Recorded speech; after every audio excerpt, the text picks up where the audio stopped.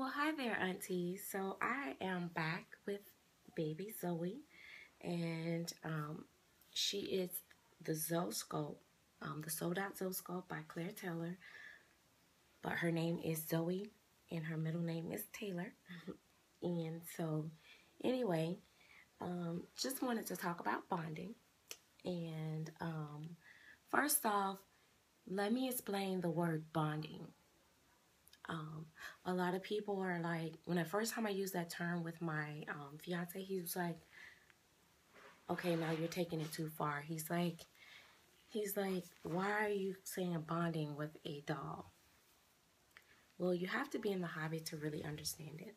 Bonding is just like people having their favorite watch, their lucky charm that they carry on their, keychain, or, it's like bonding is when you connect with it, and connect means we know that it's not a living, breathing thing, but we something about it we really, really like about it, and we like it.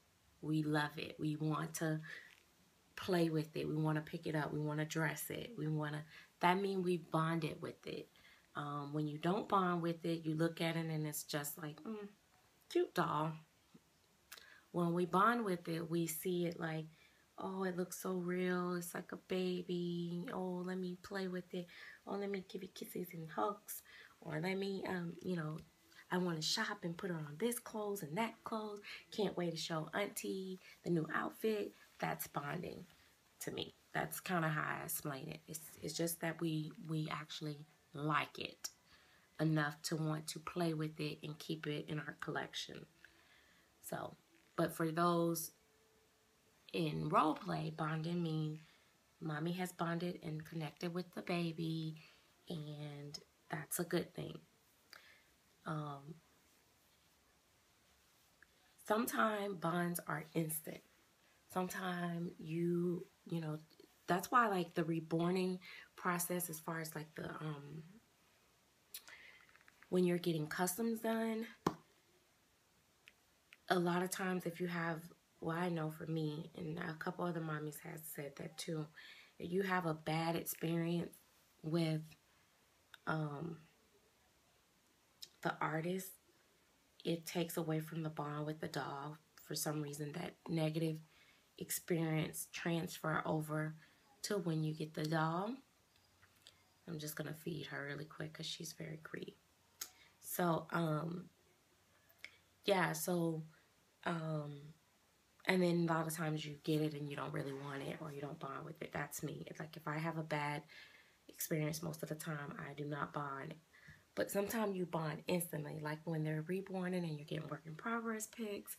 It's like getting an ultrasound. It's like you get excited about, meeting the doll for the first time and seeing what it actually looked like in person versus the pictures.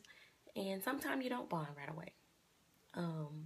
I've had dolls that I didn't bond with right away. Like, I saw it on the thing and I was like, oh, it's pretty, it's cute, I like it. And then I get it and it's got on its clothes. One of the things, the first thing I have to do is, no matter how cute what the artist has it on when they bring it, I need to dress it. Because for me, that's how I connect and bond with my dolls a lot of time. It's during the dressing time. Changing their clothes and all this. Just something about it just puts you in that zone, like mommy zone. Like, oh, it feels more realistic when you're actually caring for it. If I dress a doll and I feel absolutely nothing, okay, now when she start playing with the nipple, either she needs to be burped or she doesn't want any more. So I'm gonna burp her, and I burp my babies by this way. But yeah, so a lot of times I have to dress them in something that I bought them, or just do the dressing thing. If not, it doesn't like connect for me. With reborns, definitely the waiting has a lot to do with me, with my bonding. If it comes to me and it's stiff, or it's not heavy enough, or it's too heavy, or the head is not flopping or something, I have to immediately take it apart and fix it to my liking. And that doesn't take away from the artist or, you know, the experience with me, because just nobody knows what you like when it comes to waiting. It's not fair to the artist to judge them on that, because everybody like different things. The way I like my babies weighted, you may not like it. And how can the artist know that about every single customer? So that's not fair to the artist to blame them for that. That's why I learned to, you know, reweight them.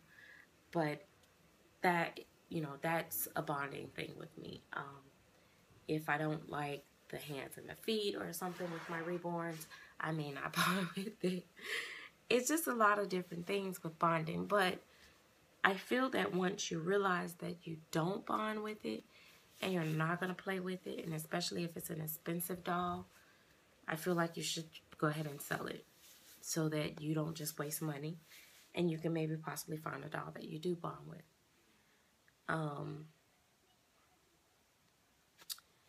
So yeah, that is my thing. Some people don't care how realistic a doll looks. They just want it to feel good and be able to dress it up cute, and then like the way it looks, the sculpt itself. And that's perfectly okay too. I'm going to change her diaper.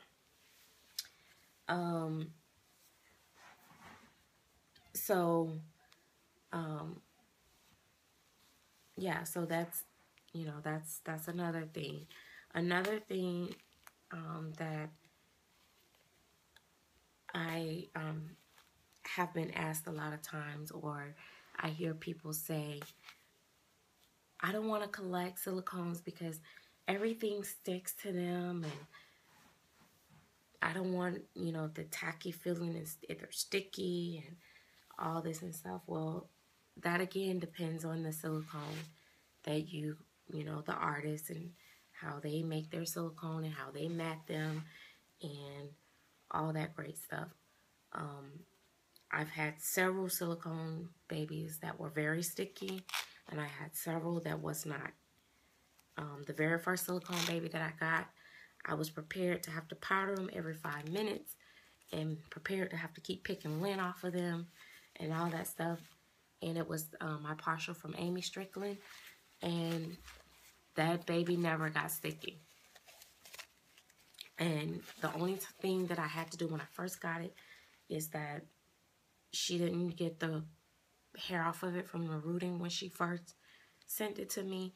And once I was able to finally get all that hair off of the face, then I was, did you poopy?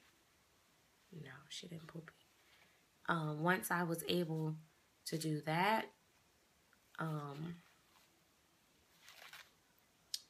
I didn't have any, you know, thing, you know, yeah, every now and then he would get a little tacky, but not really. Same thing with shiny. And people were like, when they get shiny, you powder them. Well, that doll never got shiny. With silicone, I think you may have one or two little spots where it might have a little of a shine somewhere or something. Simply because the artists are not perfect and maybe they missed the spot. I don't know, the matting, or maybe I don't know what happens there, but most of the silicones that I got were not shiny, and they didn't get shiny. So a lot of stuff that you hear may not apply to all silicones. So people kind of group them in one category, and it's really just like reborns, you know, it's case by case. Some of them, the hair may be rooted nicely, some may not. That's another thing, the hair. When I first got ready to get a silicone, that was one of the things I didn't want to get a silicone for too, is because I heard that the hair just falls out and they're going to eventually all be bald and all this. Well, Zoe is about 2 years old. She was made in 2013, I think in June of 2013.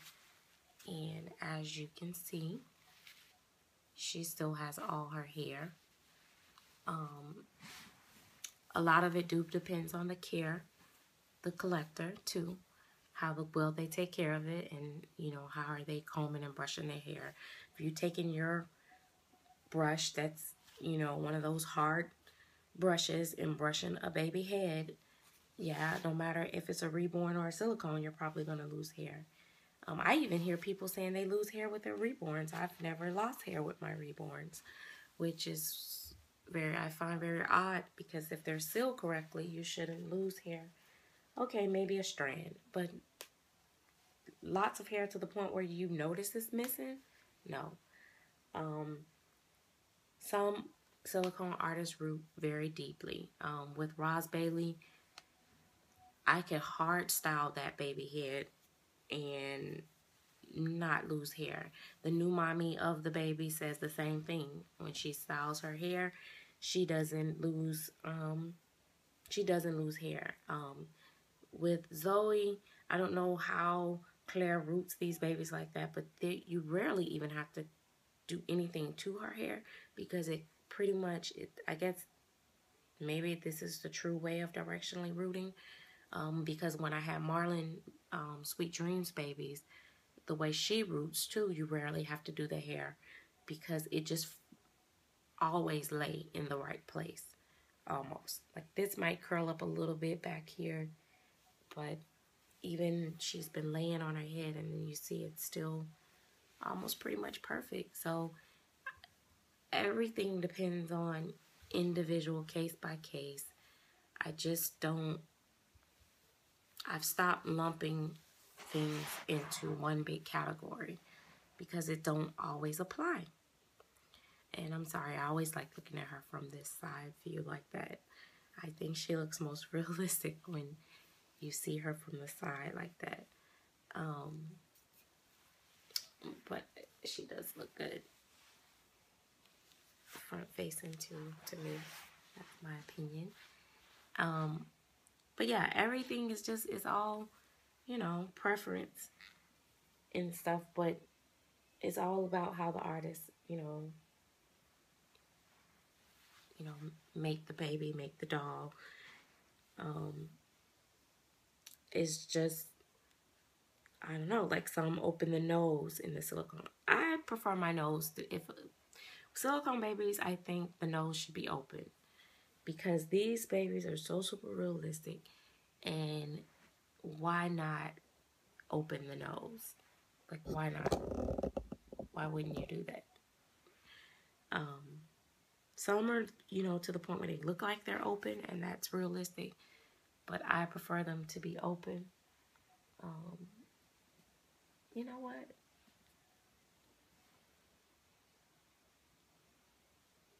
I was looking at my reborn, just looking at Baby Breezy and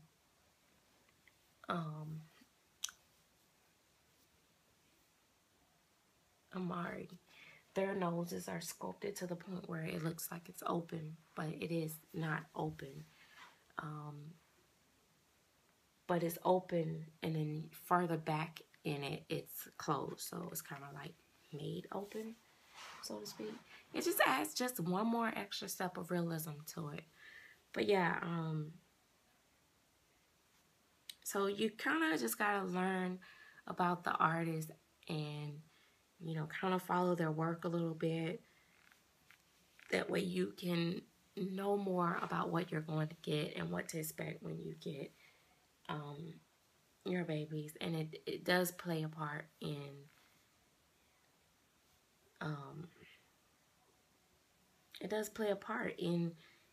how you will bond with it. If we're collecting them for realism and you get something look like a Walmart doll, I can almost bet you're not going to bond with it. You're not going to connect with the doll. You're not going to want it or play with it, because it's not realistic. If you get something that's supposed to look like a baby, of course you want it to feel like a baby. And if it feels like you're holding cardboard or a piece of wood, you're not going to connect with it. Just as simple as that. And that's just the way it goes. And then some stuff that we like that we don't connect with, you know, Another collector may not even care anything about that, and they may love it to pieces, and that's why